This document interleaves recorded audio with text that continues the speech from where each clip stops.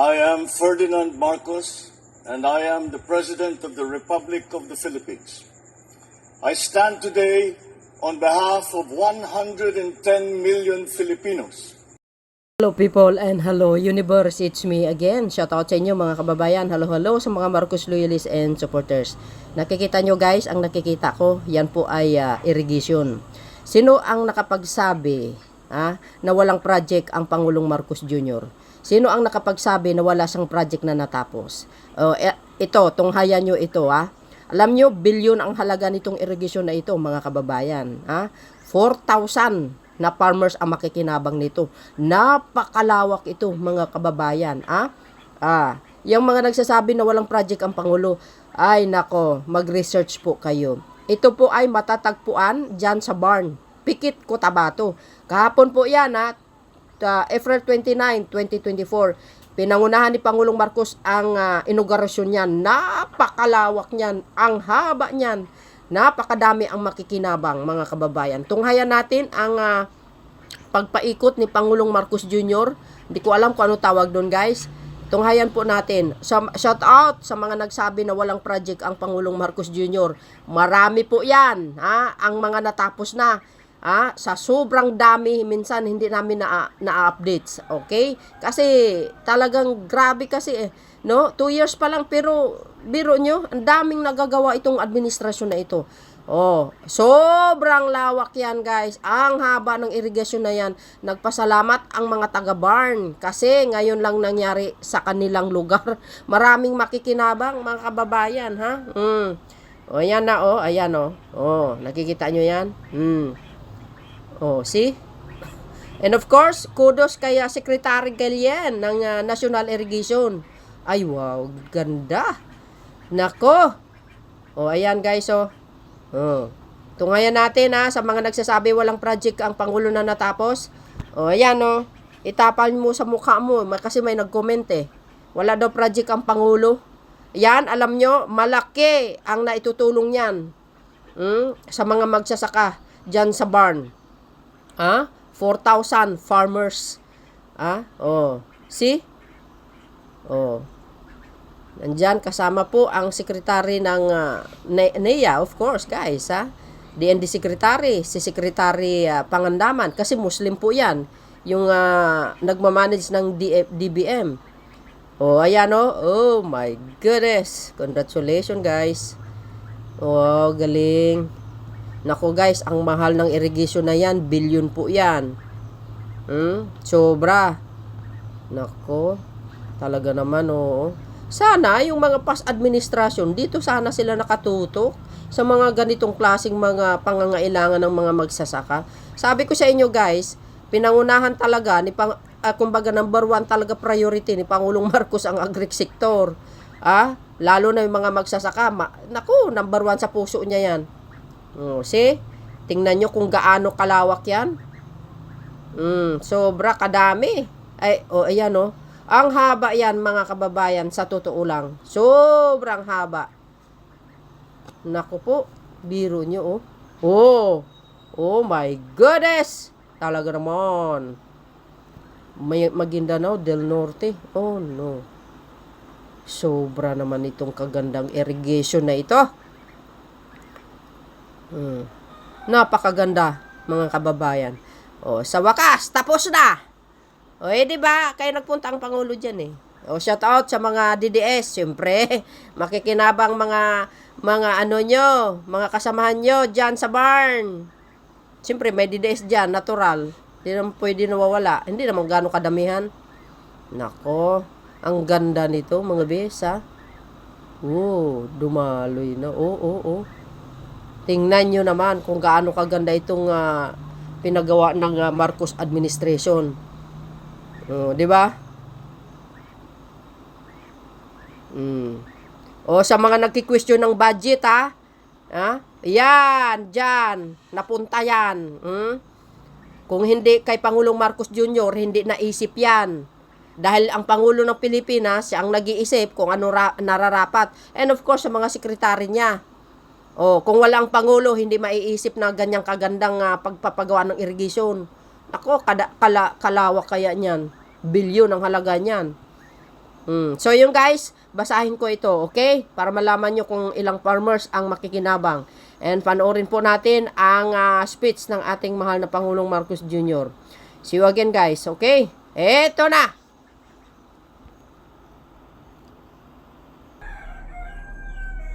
Ang sinabi dito mga kababayan, ang tagumpay na ito ay nagpapatunay sa determinasyon ng iyong pamahalaan upang tulungan ang ating mga magsasaka at palakasin ang sektor ng agrikultura. President Ferdinand R. Marcos Jr. stressed as he reaffirmed the administration Bagong Pilipinas commitment to bolster agriculture development in the country during the inauguration of the Molitubog Maridagaw Irrigation Stage 2 MMIP-11 in Pikit, Cotabato. Wow, grabe. Guys, pinangunahan ni Pangulong Marcos Jr. ang pagbukas ng irrigation. Alam nyo kung ilan ang makikinabang yan? Naku po, napakadami. Basahin po natin. And kudos kaya Secretary Guillen ng National Irrigation Administration. Sabi po dito guys, in his remarks, the President underscored the 5.133 billions. Wow, grabe. Ang laki nito, bes. 5.133 billion MIP, that's to as a testament of the government's collective efforts in building not just a mere agriculture project but a major infrastructure for peace and development. Oh my goodness. Congrats sa mga taga-Pikit, Cotabato. Ang tubig na irigasyon na ito ay hindi lang bubuhay sa ating pananim, ito rin ay didilig sa kapayapaan ng ating binubuhay. Sa demokrasya at ating pinapalago, ang patubig na ito ay hindi lang magpapalaki ng ani ng palay, mais at gulay. Ito rin ang inaasahang magbubunga ng matamis na pag-unlad na matitikman ng lahat. He conveyed. Grabe ito magsalita si Pangulong Marcos Jr. Ang lalim, no? Ang kanyang Tagalog. This irrigation would water not only the crops we grow, but the peace that we want to take root in this land, because peace and freedom must be tended and watered as well. The President added, agay. In English lang mga kababayan. Ito, maganda ito. Sabi po dito, the MMIP, that's 2, covers a total agricultural land area of 9,528. Biro nyo yun? Yan po ang makukubar nito. Nako! Hectares in the province of North Cotabato and Maguindanao del Sur. It is projected to cater to more than 4,000 farmers. Oh my goodness! Biro nyo yun? 4,000 na farmers ang makikinabang yan mga kababayan in the Bangsamoro Autonomous Region in Muslim Mindanao. Wow na wow, congratulations naman. Ayan, which is ang barn. As El Nino continues to impact the agriculture sector, once operational, the projected harvest from the project is around 110 kabans of rice per hectare. Which is equivalent to an average of 1 billion production value manually. Yan naman ang sinasabi natin. Pag magaling ang isang pangulo, talaga naman, bes, ito ang resulta. Ang sinasabi ko, general kasi, package itong utak ni Pangulong Marcos Jr., lahat ng sektor nakikita niya ang problema. Kaya yan ay makikinabang ang napakadaming farmers dyan sa Bangsamoro. Biro mo, 4,000. Aba, ang dami yan, guys. Naloka ako. President Marcos Jr. commended the National Irrigation Administration, NIA, for the accomplishment and urged the agency to remain steadfast in its commitment to ensure that realization of agriculture project in the region. Oh, wow. Grabe. Kahapon ito, guys, mga kababayan. April 29, 2024, inaugurasyon kahapon. Pero okay lang. Likes, he encouraged the beneficiaries to continuously support and maintain the MMIP. Thus, too, nothing that they are more upcoming project for the benefits of the barn. Totoo yan, guys. Mayroon siyang talagang in his speech kahapon, talagang garantiya niya yung kanyang sinabi, pangako niya na talagang yung pagpapaganda ng barn. Maraming mga malalaking establishmento na may ipapatayo. Tulad na lang guys ng magandang airport, mga hospital, marami pa. Sisiguradahan ni Pangulong Marcos Jr. kasi yun din naman ang kailangan ng ating mga kababayan na Muslim dyan sa barn. Maraming kulang sa kanila mga bese. Maraming as in kulang, kaya kawawa din talaga sila. Kaya alam nyo, nung nag-speech yung isang opisyal dyan, hindi rin nakakalimutan yung dating Pangulong Marcos Sr. Ewan ko bakit kaya ganun, ano? Marami pong serbisyo ang ilalaan upang maitaas ang antas ng pamumuhay ng ating mga kababayan, lalo na ang nasa barn. Ginagarantiya ko, yan ginagarantiya ko, sabi niya, sa inyo ang Build Better More ay hindi lang pangkalunsuran. Ito ay pangkanayunan at pangkalahatan. President Marcos Jr. reassured the audience in his keynote message. Yan ang tunay na pangako guys So baybayan po natin, ay update natin ang pagbabago ng barn. 'Di ba? Ginagarantiya ko. Sigurado 'yan. Walang hambas ang kanyang sinasabi. Yan ay tuloy-tuloy. Hindi tulad ng ginawa ni Digong. Sabi niya, yung pangako niya 7 kilo ng bigas. Hindi naman pala nangyari. Napako pala. Sabi niya, gagawin ko 6 months ang droga, mawala lahat. Agay! Lumala tuloy. Di ba? Ayan guys, pakinggan natin ang kanyang speech, Hindi naging madali ang mga hamon na ating hinaharap, maisakatuparan lamang ang napakalaking proyektong nagmula pa sa isang payak na pangarap.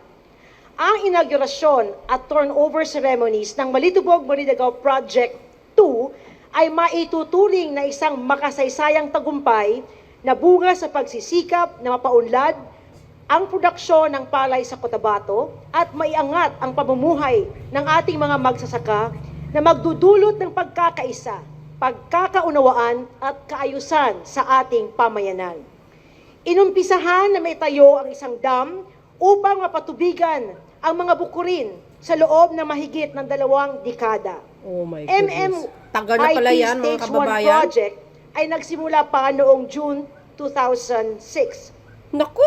Sa tulong ng National Irrigation Kalokan, Administration. tagal na pala yan. Sa kagustuhan na mapakinabangan pa ng mas nakakaraming magsasaka ang kakayahan at potensyal ng 2006? dam, Sino presidente isinulong ang pagpapaunlad at pagpapahusay sa Hala? nasabing proyekto sa pamamagitan ng implementasyon Tagal na ng pala yan. MMIP Stage 2 Oh my noong goodness. 2011. Naging posible at nagtuloy-tuloy ang konstruksyon ng dam sa suporta ng pamahalang nasyonal na ngayon ay pinamumunuan ni Pangulong Bongbong Marcos Yan, Jr. dapat ang na may Pangulo. pusong puno ng The best, malasakit at PBBM. pagmamahal para sa ating Kaloka. bansa. Ang tagal Sa na pala muli, yan.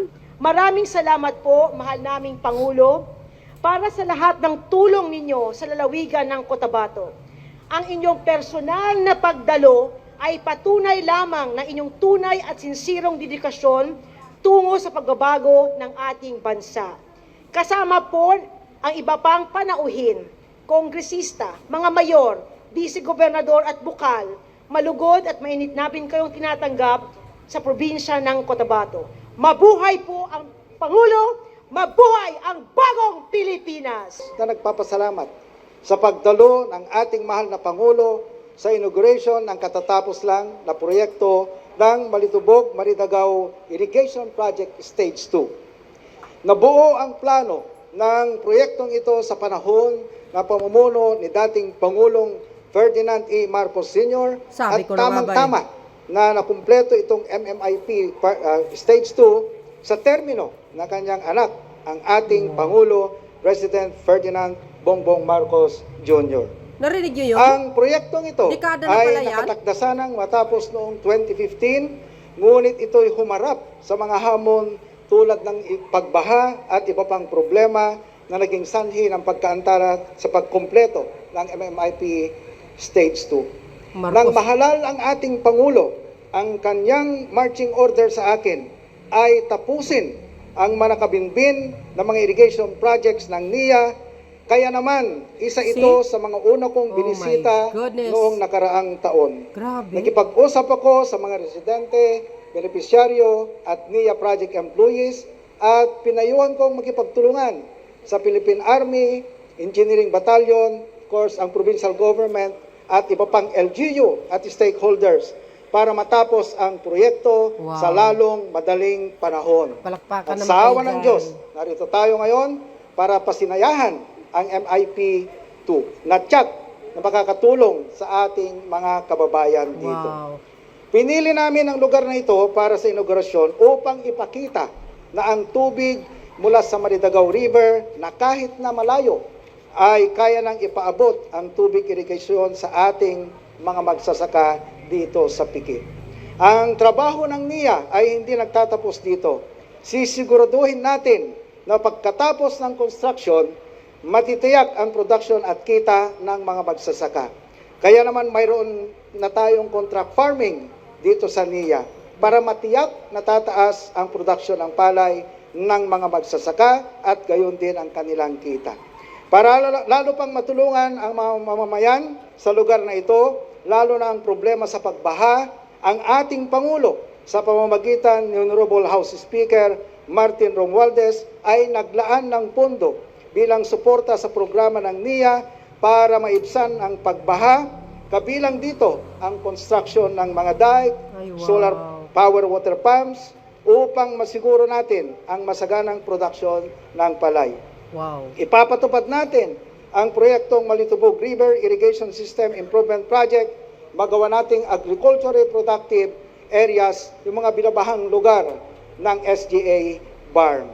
At para sa aming pangmatagalang solusyon, magtatayo tayo sa utos ng ating Pangulo ng ilang pang mga reservoir dams along sa stretch ng Pulangi River Yes. na aabot mula sa lalawigan ng Bukidnon at Davao Region upang makaipon ng tubig ulan na siyang pwedeng magamit para makatulong po sa ating mga magsasaka. Yes. Maibsan ang pagbaha sa lugar at mas mapakinabangan na natin ang tubig na maiipon. At panahon naman para pasaluduhan natin ang mga grupong naging kaisa natin upang matapos ang importanteng proyektong ito. Ang ating uniform personnel, ang ating engineering battalion, ang provincial government ng Cotabato, kay Goblala, LGU Pikit, at sa lahat po ng stakeholders na tumulong, maraming salamat po.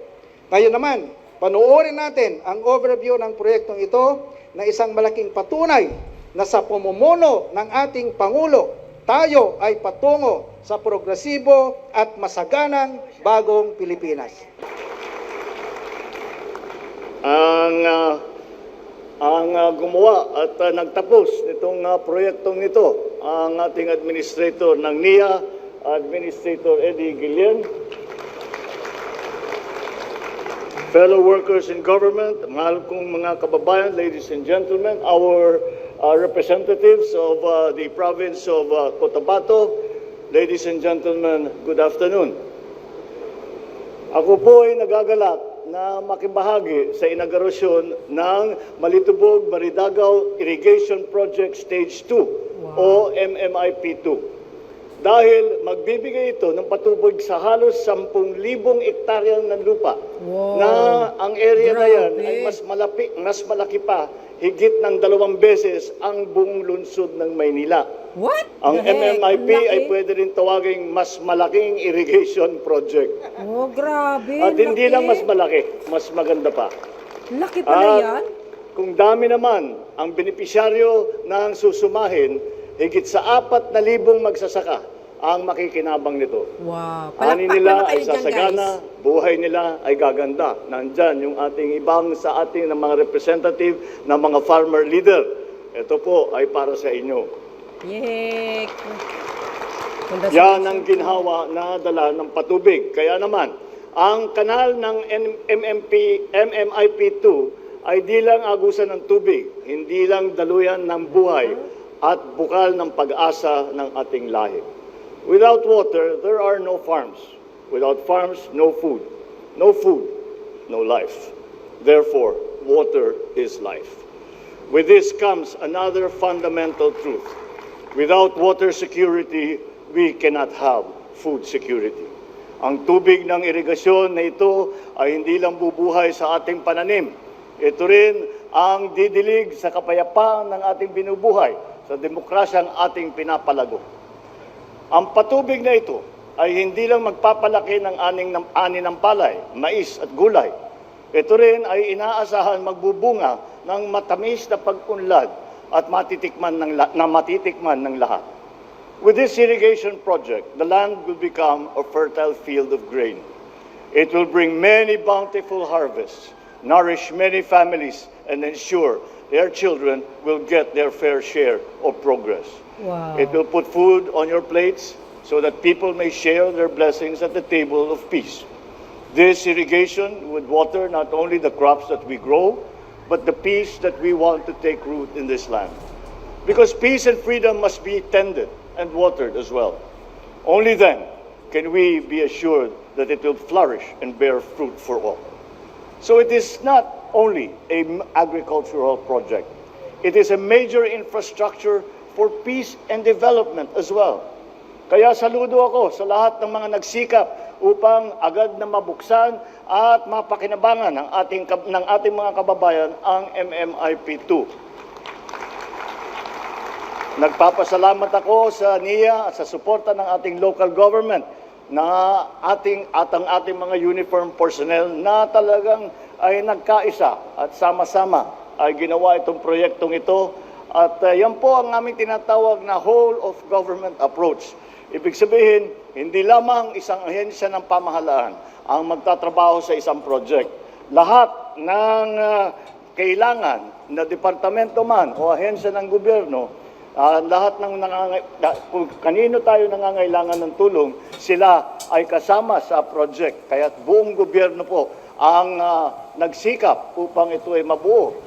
At ang tagumpay na ito ay nagpapatunay sa determinasyon ng inyong pamahalaan upang tulungan ang ating mga magsasaka at palakasin ang ating sektor ng agrikultura. Meron lang pong akong habilin. Ang proyektong ito ay mula sa taong bayan, tungo sa taong bayan, kaya dapat pangalagaan din ng taong bayan.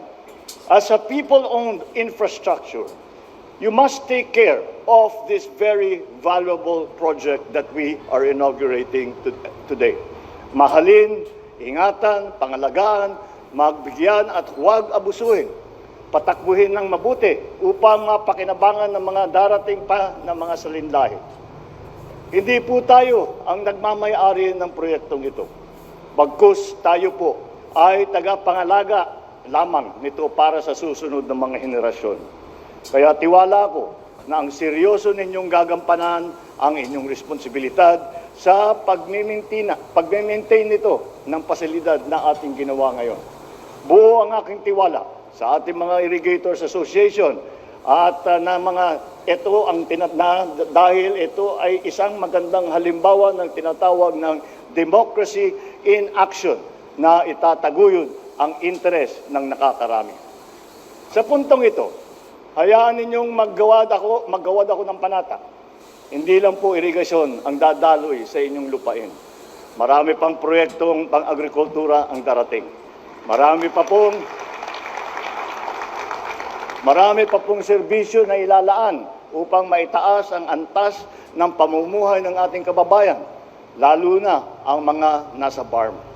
Ginagaranti ako sa inyo na ang Build Better More na programa natin ay hindi lang pangkalunsuran, ito ay pangkanayunan at pangkalahatan.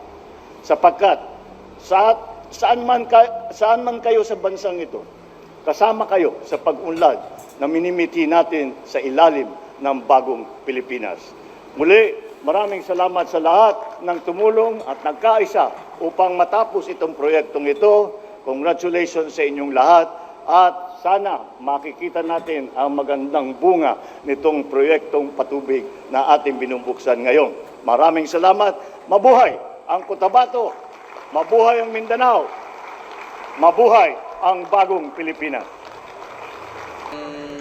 Panahon na wala pa yung irrigation dito sa Pikit, medyo salat sa kabuhayan yung mga tao.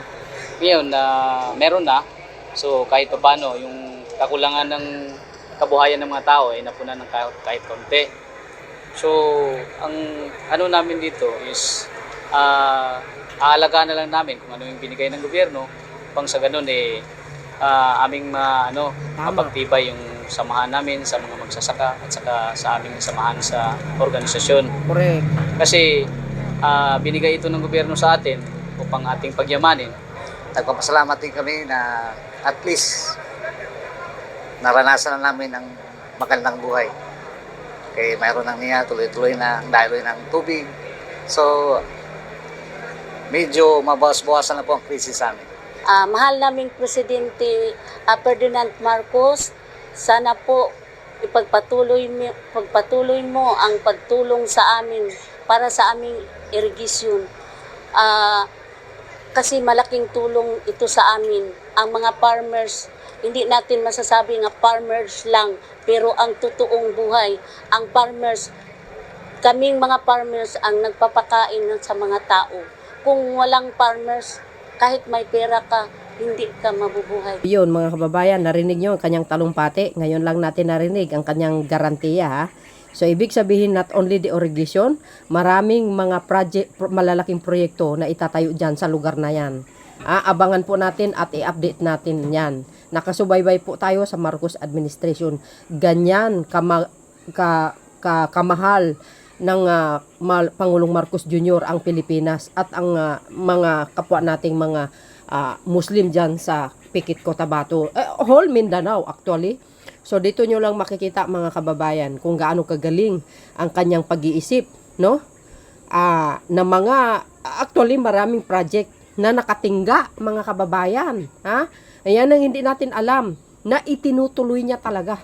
Magugulat na lang natin tayo o tulad nito, nagulat tayo na tapos na pala. Biro nyo yun. O sa mga nagsasabi na walang project ang Pangulo, walang natapos, o ano yan, mag-research kayo para mayroon kayong alam. Hindi yung puro kayo kuda ng kuda.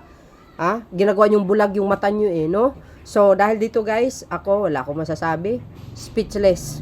And more projects ang ating i-updates dito. Thank you for watching. See you again on my next upload video. Bye, bye, bye. And babus. Congratulations sa mga taga-Barn, Pikit Cotabato. God bless Philippines! Salamat po, Mr. President.